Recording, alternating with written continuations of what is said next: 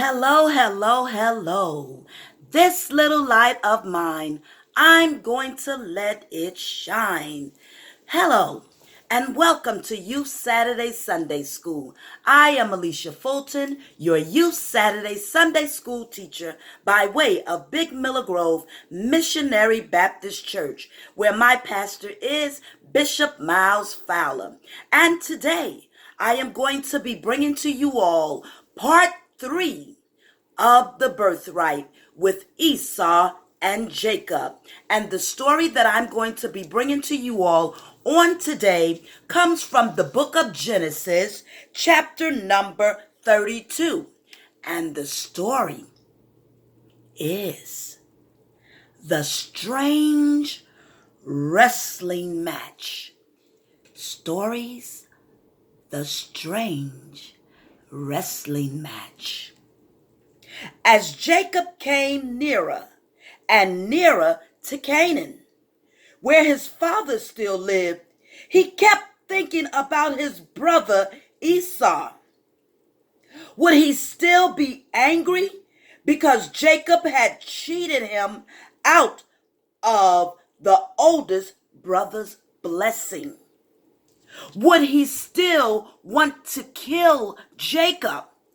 Jacob remembered God's promise at Bethel to keep him safe and bring him home once more, so he prayed, "Oh God, when I left home and came this way before, I had nothing but my walking stick. You have made me rich, and now I'm coming back with flocks and herds and a large family. I don't deserve all your kindness, but please keep me safe from Esau." That evening, Jacob sent his servants, his flocks of animals, and all his family ahead of him across the ford. He wanted to be alone that night, to be quiet and think. During the long hours, a man appeared out of the darkness and began to wrestle with him. Jacob sprang to defend himself, and the two struggled and grappling together hours after hours after hours. Neither would give in. Suddenly, as dawn began to break, the stranger touched Jacob's hip and put it out of joint. Jacob could not fight any longer. Jacob could not fight any longer. Then Jacob guessed that his wrestling partner was more than an ordinary man. The stranger turned to go, but Jacob clung to him, asking for his blessing. "What is your name?" the stranger asked him. "Jacob," he replied. "I am going to give you a new name." The man said, "You'll be called Israel." That name means one who strives and perseveres. You have persevered in your struggle with God and other people. You have held on to God's promises through thick and thin, and you have won your battle. "What is your name?" Jacob asked him. But the stranger would not tell him.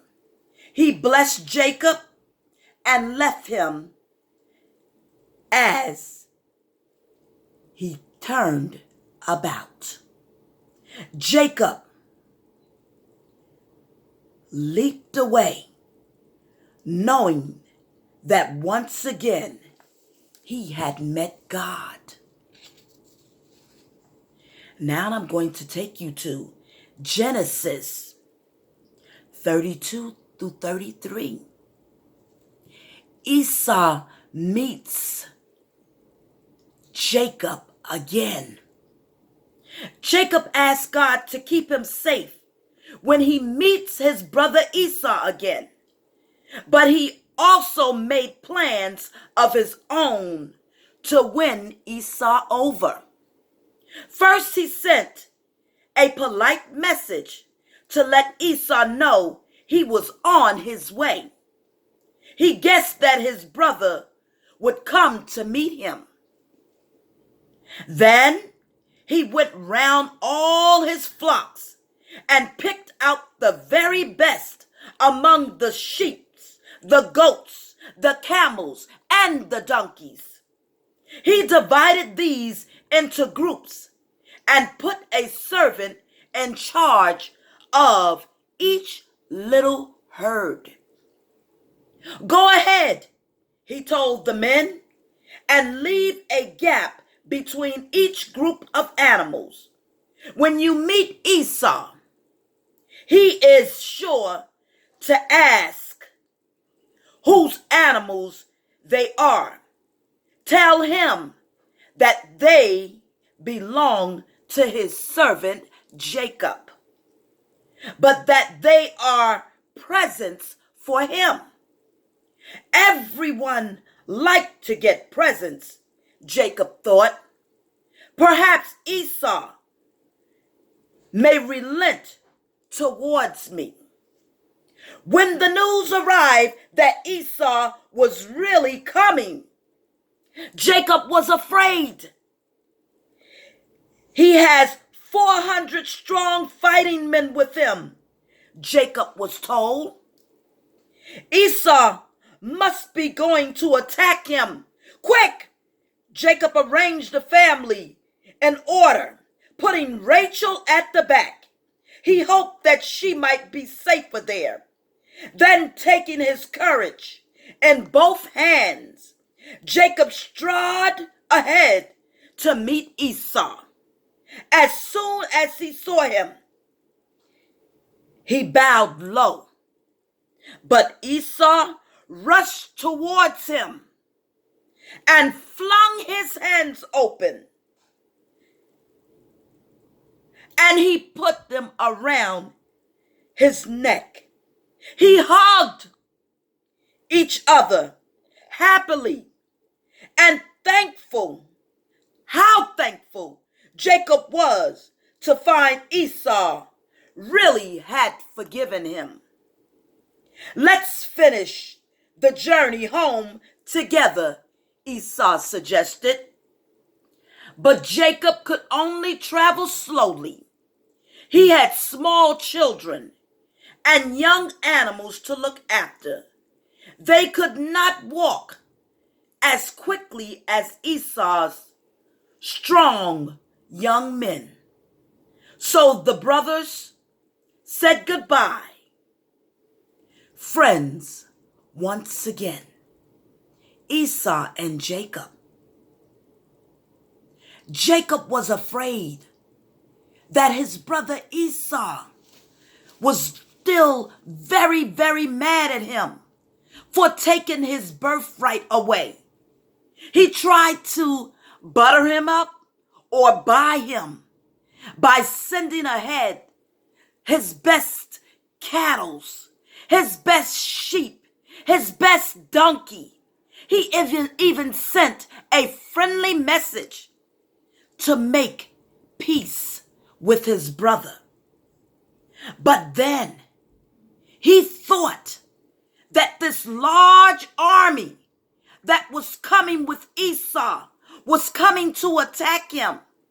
But his brother Esau was coming to embrace him with love and forgiveness. Esau forgave Jacob, and he did not have anything in his heart against Jacob. He loved Jacob. Was it right what Jacob had done? No, it was not right. Is it right what people may do to us sometimes? No, it's not right. But God wants us to love. He wants our light to shine so that we can love. We have to forgive, even though someone may have done you wrong. Find it in your heart to forgive, just like Esau did for Jacob, his brother. His brother had taken the most valuable thing away from him. Just like you may feel like someone has taken a most valuable thing away from you. But find it in your heart to forgive as Esau did. Open up your hands, open up your arms, and reach out and hug and love just as Esau did. Because God wants us to love. We have a light on the inside of us that we have to shine and shine and shine. So I leave you with this thought. Let the light that's on the inside shine on the outside.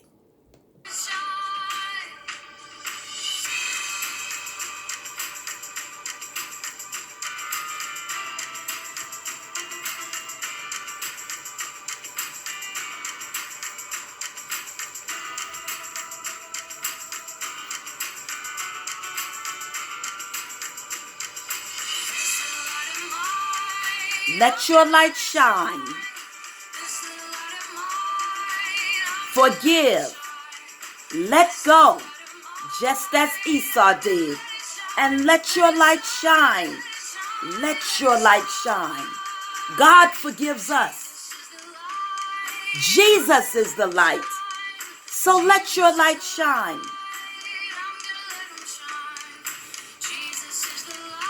I am Alicia Fulton, your Youth Saturday Sunday School teacher by way of Big Miller Grove Missionary Baptist Church, bringing to you all Bible stories from the Bible, our daily guide to living.